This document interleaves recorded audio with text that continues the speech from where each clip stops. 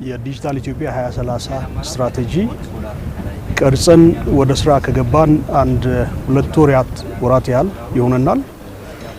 እሱን የቀደመ የዲጂታል ኢትዮጵያ 2025 ስትራቴጂ በጣም በተሳካ ሁኔታ መፈጸም ችለናል እንደ ሀገር።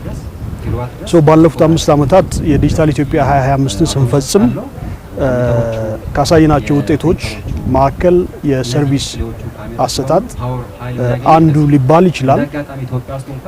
ግን ደግሞ ከአንድ አመት ወዲህ የመሶብ የአንድ ማዕከል አገልግሎትን ላውንች አድርገን ወደ ስራ ካስገባን በኋላ ለዜጎች የሚቀርቡ አገልግሎቶች የመንግስት አገልግሎቶች ፈጣን፣ ዘመናዊ፣ ግልጽ እንዲሆኑ አስችሏል። በመሰረቱ አንድ ሀገር አንድ መንግስት ዘመናዊ ነው እንዲባል ከሚያስችሉ ገጽታዎች ውስጥ አንዱ መንግስት ለዜጎች የሚሰጠው የአገልግሎት ሁኔታ ያሰጣጥ ሁኔታው ነው። እንግዲህ እንደምናውቀውላችንም የአገልግሎት አሰጣጥ አንዱ ማህበረሰባዊ ወይም ሀገራዊ ራስ ምታት ሆኖ ቆይቷል።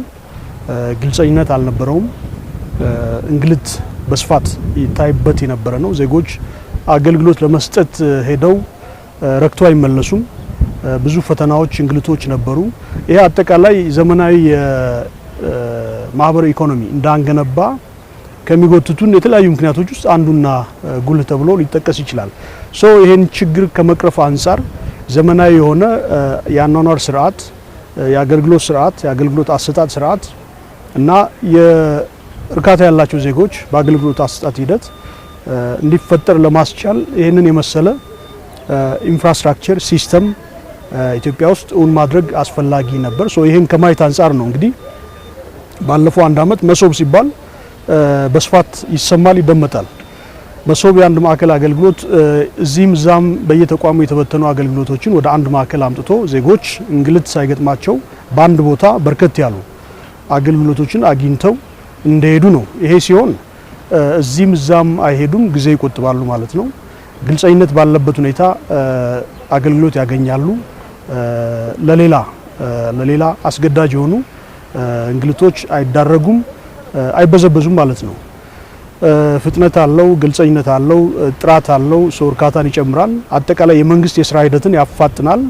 ይሄ ተደማምሮ እነዚህ ጉዳዮች የተሻለ ኢኮኖሚ ግንባታ ውስጥ እንድንገባ ያስችላል ማለት ነው። ዞሮ እና መሪ ስትራቴጂ ተቀርጾ ወደ ስራ ከገባ በኋላ በርካታ ስራዎች እያየን ነው። የዲጂታል አይዲ ለምሳሌ አንዱ እና ፒላር ከሚባሉ ክንውኖች ውስጥ አንዱ ነው።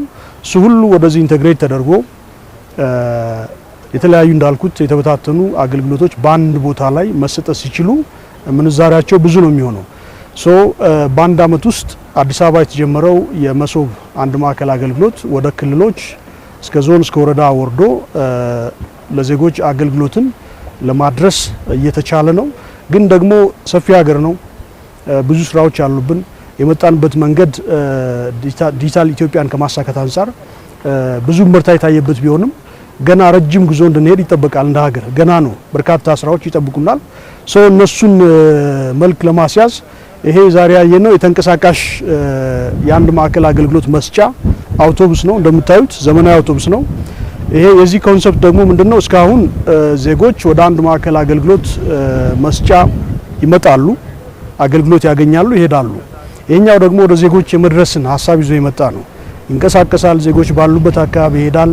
ስለዚህ ባሉበት ሄዶ ሰርቪሱን ማድረስ ነው፣ አገልግሎት መስጠት ነውና ይሄ ጊዜን ከመቆጠብ አንፃር ባሉበት አካባቢ ሰዎች አገልግሎት እንዲያገኙ ከማድረግ አንፃር አማራጮች ማስፋት ነውና ዞሮ የዘመናዊ የዲጂታል ኢኮኖሚ ሲገነባ ዘመናዊ ሀገር ለመገንባት በሚደረገው እንቅስቃሴ ውስጥ እነዚህ አይነት ኢንፍራስትራክቸር ሲስተሞች በጣም ቁልፍ የሆነ ሚና ይጫወታሉ።